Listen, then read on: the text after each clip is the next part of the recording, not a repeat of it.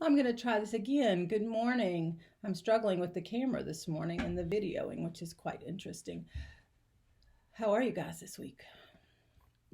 Let me start and talk a little bit about last week and week 3, actually. And I have a little bit of feedback for you guys and some discussion points. So the first thing I want to talk about is the ADHD presentation. We should all give Nicole a round of applause for completing that by herself. She deserves kudos for that. Nicole talked about contingency management, which is an evidence-based intervention for students with ADHD. Specifically, she talked about token economies and response cost. A colleague of mine recently published a paper on token economy where we did a lit review and found that token economy was an evidence-based intervention for a lot of students, not just those with behavior disorders. After all, we all love to earn tokens, right? Tokens like in a paycheck. Response cost is another situation. When I taught adaptive behavior and worked with students with EBD, we had an intense leveling system, an intense token economy system, and I did not like to use the response cost component of that system. So when students earned points for certain behaviors, then they would lose points for certain behaviors. That was the response cost component. And what I found was that when students worked really hard to earn points and then they lost them, they tended to become less motivated to earn them. So I try really hard not to use response cost unless I absolutely have to. Simply not giving a token for the appropriate behavior is helpful as opposed to taking one away. The second thing I wanted to talk to you guys about was the Abby video. We had lots of conversations about Abby. Abby is actually not her name, but that's what we'll call her. And she's a student that I work with in a district. I have permission from the district to use the video for educational purposes with students at Rutgers only, so please don't share the video or talk about it with others. Or you can talk about it, but don't share it. Don't let anyone else see it or put it on the internet. That would not be cool. Abby's a tough case. We haven't decided to this point whether Abby's behaviors have to do with something organic going on with her body, maybe some serious mental health issues, or if they're all learned and behavioral. So let me tell you a little bit about what you guys said about the ABCs of her behavior. First, you all agreed that the antecedent to Abby's behavior was a task demand. So Abby was asked to show the teacher 8:30 on the clock. And the clock was actually used as a tactile, hands-on activity to try to increase the interest, Abby's interest in the activity, which we know increases engagement. The behaviors that you saw, that you noticed, were nonsense language, off task, refusal, socializations that actually disrupted the classroom, non-compliant behavior, inappropriate responding, and laughter and yelling. So let's start with the first one. The nonsense language is part of what's the most intriguing to me about Abby's behavior and leads me to believe there's something organic going on. If you watch her closely, she will tend to zone out, become totally disengaged with the environment, almost like a disassociative behavior. And then she kind of snaps back. So I've seen an aide in that classroom say her name 5 or 6 times and her never look. And the aide would continue to say her name. She didn't respond at all. There wasn't an eye blink. There wasn't a head turn, anything like that. So the other thing that we see within the same context is that she starts randomly talking about powder puff girls, or sometimes she talks about fantasy, like she's in a fantasy. So you saw some of that in this video, but not a lot of it. But yes, you did see some of it, and I was impressed that you picked up on that. That goes along with the inappropriate responding. You ask her a question, and she just randomly tells you something that has nothing to do with identifying 8:30 on the clock. She's off task a lot of the time. The refusal behaviors are tough. You ask her to do something, she'll say no, which to me is one of the hardest behaviors to deal with in a classroom. I can deal with aggression quicker than I can deal with a student just going no, or I can actually consult with people because people get really wrapped up in the no word. So if you think about before when I talked to you about it's not about you, You have to really think about that when a kid tells you no, because that pushes all our disrespect buttons, right? If I look at you and say, no, I'm not doing what you told me to, then all of a sudden you feel disrespected and your response becomes tinted by your feelings instead of what you know is the correct thing to do, or even thoughtful decisions. And that's natural. We just have to be really careful with it. Socializations that disrupt the classroom, that was awesome that you guys picked up on that. There's right at this point, there are only 2 students left in their classroom. There used to be 5, and 3 have worked their way out of the self-contained setting, which is really exciting. But she does disrupt the other student. And what you didn't see, I don't think, in that video was at times she'll actually walk over and shove the other student for no reason. So those are inappropriate socializations. So the consequences, what happened when Abby demonstrated those behaviors in this video? This teacher is excellent for students with behavior disorders. You notice that she provided verbal encouragement. She continues to talk to her, try to engage her. She also ignores inappropriate comments. I know that you read in your book that extinction is really difficult in a classroom. It's not difficult if you're one-on-one with a student, right? The problem with extinction is that you really can't respond. So if you're trying to extinct a behavior, you can't blink. You can't look at the student when they say whatever it is. You can't do anything that's actually giving attention to those behaviors. So that's what makes it most difficult, I think. But in this situation, the teacher's pretty good at it. The other thing that some of you mentioned is that the teacher offered Lexia when completed, which is a computer game. Abby loves to work on the computer and to draw. That was more of a reinforcer. If you had seen her being able to use Lexia, then that would have been a consequence for this behavior, but she never earned that. So basically what we saw was a task demand, and then a lot of misbehavior, right?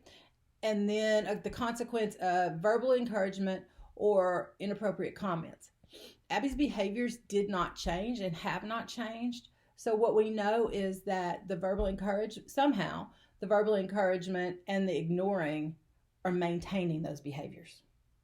So instead of decreasing those behaviors or increasing appropriate behaviors, verbally encouraging and ignoring those behaviors in some way are actually increasing the behaviors. So we really have to think about what's the function. And it's tough, right? But the function is built into that ABC sequence somewhere.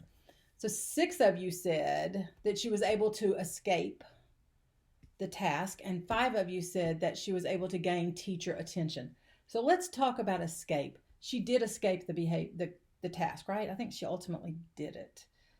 But it was drawn out. That task could have been done in 5 minutes. She knew how to do it, 30 seconds for that matter. So let's think a little bit about the escape. So she's escaping the task. So one of the consequences would be that she didn't complete the task. We didn't notice that. You guys didn't mention it, but now that I think about it, that's actually the consequence, right? She escaped the task. She also gained teacher attention. So the verbal encouragement is teacher attention. So if we test our hypothesis that verbal encouragement is actually increasing the behavior, then the teacher would stop giving verbal encouragement and we would see if the behavior changed, right? That would be the attention. So she would actually ignore all inappropriate comments. She would not encourage her. She would just draw back. If that was the case, then it's possible that Abby's behaviors would decrease, or the appropriate behaviors would increase to get the attention. So I think that at that point we would need to back up and tell her, right? I'm not going to talk to you when you're randomly giving me inappropriate responses or laughing or rolling on the floor. However, I will talk to you when you engage in this activity and see if that behavior increased. Abby's teacher is great at giving tokens, so maybe that would be a time to use the tokens for teacher attention when she's acting appropriately. So there's minuscule moments where the teacher tags that she's doing what she's asked. So maybe that needs to increase and the verbal encouragement needs to decrease. If we think that she's simply trying to avoid the task, then we would give her another way to avoid the task. So we might ask her to say, I don't want to do this. Or we could teach her to say, I will do this for 2 minutes and then I'd like to move on to another activity. but you have to test those behaviors to see which is the maintaining consequence. That's the part of FBAs that get really tricky. So we can do the ABCs, right? We just did it. It makes sense. It's either to gain attention or to avoid the task. But then when you actually have to test your hypotheses, that's when teachers start stumbling because who has time, right? So those are the kind of things that we do when we do complete functional behavioral analysis. So that's pretty much my feedback on Abby. One of your classmates asked that we have a group conversation about Abby. We can do that through Zoom if you guys are interested. So if you are, please make a note here in the discussion that you're interested, and I will set up a time to Zoom.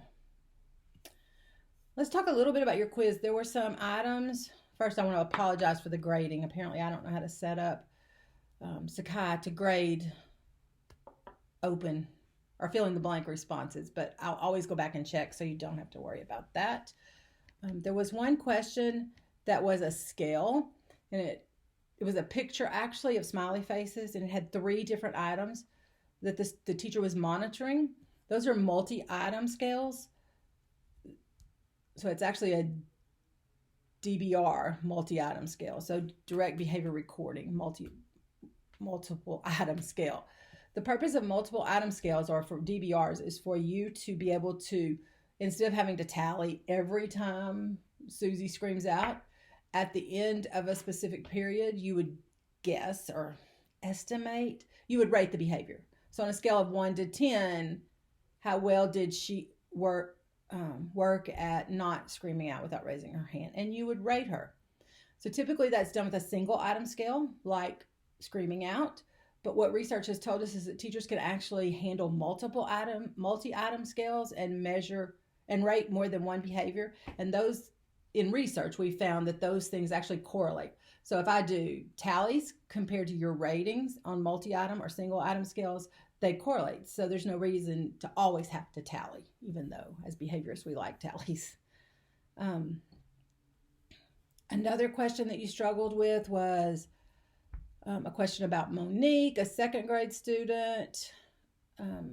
Mr. Eves was brought in to help, and he was conducting an evaluation to determine the cause and effect between environmental events and Monique sleeping. Mr. Eves is a proponent of applied behavior analysis. So the cause and effect is the function of the behavior. So that was a little bit of an application question where you had to kind of transfer the thought of cause and effect. So the antecedent was the cause and the function would be the effect, right? Or the behavior would be the effect. So that was applied behavior analysis. The question with Randy's teacher passes out classwork. Randy completes his work accurately and quickly. So the teacher gives him more work to do, which we've all done, right? We give him more work when he's finished with his work. The next day he works slower so he doesn't have to do more work. So him actually work by the response to that, to giving him more work, you realize that you actually punished him because his completion decreased. So you can always remember that a reinforcer increases behavior, whether it's positive or negative, and punishment, whether it's positive or negative, decreases behavior. So if you think about, we often struggle with negative reinforcement, right? As opposed to punishment. Negative reinforcement increases a behavior. For example, I often say that my personal children negatively reinforce me. So if my behavior is nagging, and when I nag, they don't do what I'm asking them to do, so I nag less. That's backwards. Then, see, I'm struggling too. Oh, they do more when I nag less. That's it. So they actually do more when I nag less. So that increased the behavior. That makes sense. So read up on negative reinforcement and punishment. They're really hard to differentiate. I noticed that someone said they struggle with that a lot. As you can see, I do too. The other question that some of you struggled with was, I said, according to Kaufman and Landrum, what are the 4 essential life skills that students with EBD typically don't know how to do? And the answer was work, love, play, have fun. So at times you just have to look in your book. That was actually a heading. We want students with EBD to learn to work, to learn to love, to learn to play and to have fun. A lot of times they just seem unhappy, right? Curriculum-based measures are typically short, frequently administered measures of performance on a single task. I teach you addition, and then I test that addition. Those are based on your curriculum. It's not long. It's not spread out. These are what you often think of as probes in RTI. It was a fill-in-the-blank question that is said, according to IDA, the blank must consider when appropriate strategies, including positive behavior intervention strategies and supports to address that behavior. That would be the IEP team, which is language that we don't always use. So that's also a struggle, but that's important for you to learn the appropriate language from the law. Finally, the functional matrix that you looked at. So when you do a function-based matrix while you're doing an FBA, you consider all of the possibilities. So you look at escape. You look at attention. You look at escape and attention, whether they're trying to gain it or obtain it. Gain it or escape it. Does that make sense? So they're trying to gain attention. They're trying to escape attention. They're trying to gain tangible objects. They're trying to escape tangible items or activities. So you can see that there was a possibility of each one of those things for the student that was taking a nap. So he was trying to escape from nap time.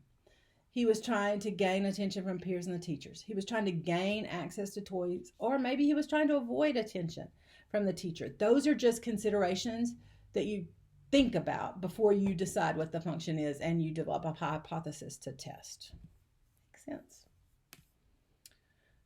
All right, and now I'm going to move on to things that you liked about the class to date and things that you want me to improve upon, and I'll talk to you about some things that I'm going to do different for the next 3 weeks. We're halfway through the course. We actually only have 2 modules left after this week. It's crazy, huh? So you liked learning about the strategies and interventions. I think that's what you'll take away from this course the most.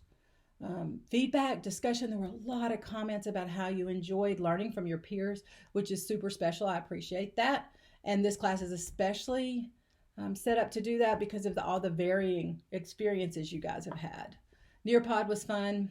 It's interesting, some of you said that, or most of you said that you enjoyed Nearpod more than discussion post, but I had a couple of students that said they wanted more discussion post. The fact that some of the questions were challenging was appreciated. I'm glad you liked that. Lost Boys. It seems like you're really enjoying Lost Boys. I'm interested to see what you have as you get near, or what you have to say as you get near the end of the book. The group-led presentation, I know that we've just started that, but I think you'll really draw from those evidence-based strategies in your work, so that's really going to be helpful. And some of you said you liked the assigned text, which I do too, because I like to read about this content. It's my area of expertise, and I'm really interested in it, so I'm glad that some of you were enjoying that too. So some of the suggestions to improve the class were to add a discussion to allow students to write about a challenging student or success in a current practice. I included that this week in the week 4 module for you to talk to each other in a discussion post about some students that you find challenging. That's something you should always do. You should collaborate with your peers wherever they are. Form a support group. It's helpful if you work with students who have challenging behaviors. A group video conference that we just talked about. I want you guys to tell me on this discussion thread some days that you're available, and I'll try to set up a Zoom session for us to talk mostly about Abby's behavior or anything else that you'd like to talk about. I've tried to do that in the past. I really struggle with finding a time where everyone can meet. At one point it was a requirement, and that was difficult. So I'm not going to make it a requirement. I'm just going to make it an opportunity for us to get together and talk. Allow students to upload video posts so that you can see each other. Again, how do you guys feel about that? I kind of took that idea and added the opportunity for you to use a video recording, or audio recording, sorry, of your voice in module 4. We'll see how that goes. More videos to Nearpod. I'll be more than happy to add more videos. I like videos. I think there were more actually this week than I've had in the past. The quiz was tough. What do you guys think about the quiz? I like for the quizzes to be challenging in an online class. The only way I can truly tell if you're learning what I need you to learn, what you need to learn to be able to use some of these skills in a classroom, is to test you, sort of. So tell me what you thought about the quiz.